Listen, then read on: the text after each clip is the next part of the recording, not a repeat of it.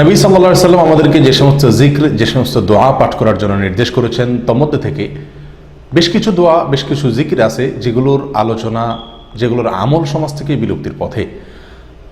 ঠিক সেরকম একটি জিকির হলো ইয়া জাল জালালি ওয়াল ইকরাম। সুনানে তিরমিজিতে বর্ণিত এক হাদিসে নবী সাল্লাল্লাহু আলাইহি সাল্লাম ইরশাদ করেছেন, আলিজু বিয়া জাল জালালি ওয়াল ইকরাম, অর্থাৎ তোমরা ইয়া জাল জালালি ওয়াল ইকরাম এই জিকিরটি, এই দোয়াটি বেশি থেকে বেশি নিয়মিত করো এবং এটাকে ধরে রাখো, আঁকড়ে ধরো।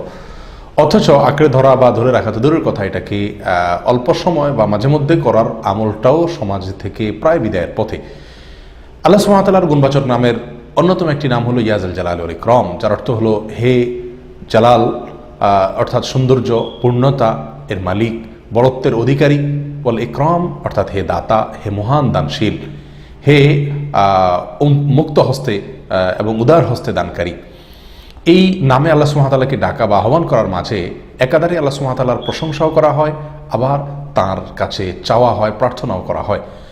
নিয়মিত যদি আমি এই জিক্র এবং দোয়া করতে থাকি, তো তার মানে আমি আল্লাহ সুবহানাহু ওয়া তাআলার প্রশংসাও করছি, আবার আল্লাহ সুবহানাহু ওয়া তাআলার কাছে নিজের প্রার্থনা বা আরজিও পেশ করছি।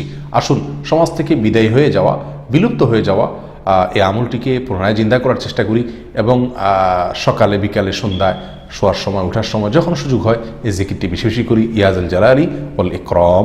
এবং এই জিকিরটি করার জন্য ওযুর প্রয়োজন হয় না, বিনা ওযুতে আপনি করতে পারেন, যখন সুযোগ হয় তখন করতে পারেন।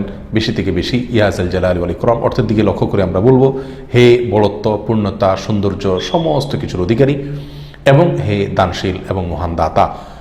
প্রশংসাও করছি, আবার যখন তাকে মহান দাতা ওয়াল ইকরাম বলছি, তখন নিজের বিভিন্ন চাওয়াকে মনে মনে স্মরণ করতে পারি, না করলেও চলে, কিন্তু আল্লাহ সুবহানাহু ওয়া তাআলা যখন তাকে আমি দাতা বলছি, তিনি তো আমার প্রয়োজনের কথা জানেন এবং তিনি নিঃসন্দেহে সেগুলো আমাকে দান করবেন।